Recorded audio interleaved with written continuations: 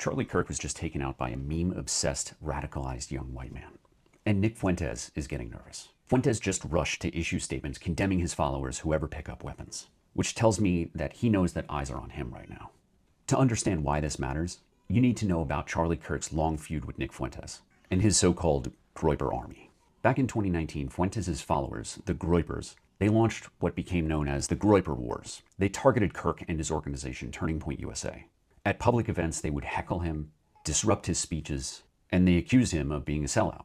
Their issue? They thought that Kirk was too soft, too establishment, too willing to play politics instead of going full white nationalist like Fuentes and the Groypers. Kirk, through Turning Point USA, represented the institutional face of MAGA youth organizing.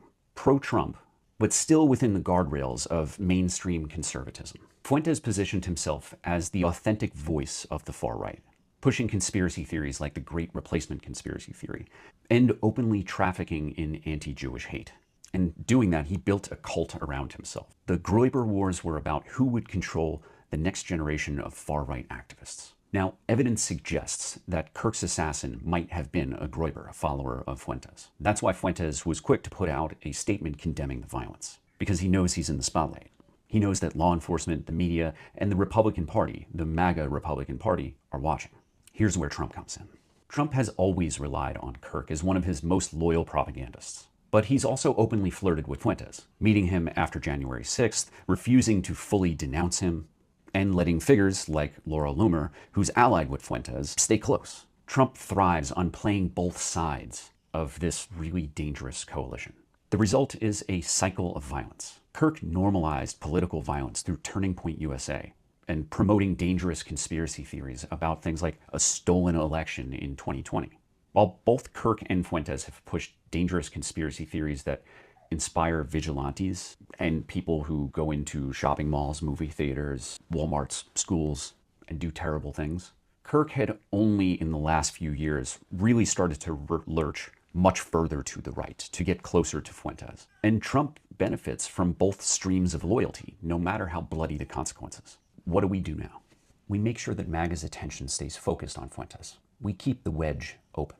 Every Republican politician should be forced to answer, do you stand with Nick Fuentes? Or will you denounce him and impose real, serious legal consequences on him, his movement, and his allies like Laura Loomer, who still has regular access to the President of the United States, Donald Trump? Our objective here is clear. Keep MAGA's rage turned inward, so it doesn't fuel more vigilante or state-enforced violence against vulnerable communities. If we can drive that wedge, we can buy time and space to keep organizing, keep protecting our neighbors, and keep building the anti-fascist resistance for the long haul. And don't forget to remind MAGA at every opportunity that Kirk was loudly and openly demanding the release of a certain set of records related to one of the world's most notorious abusers of young girls and women, who is a personal and close friend of Donald Trump for years. To be clear, you should not believe these conspiracy theories that MAGA believes. But when and where you can cause discord between fascists, you should take that opportunity. This is just one of the ways that you can go on offense for democracy. Let them exhaust each other, distract each other, and weaken one another.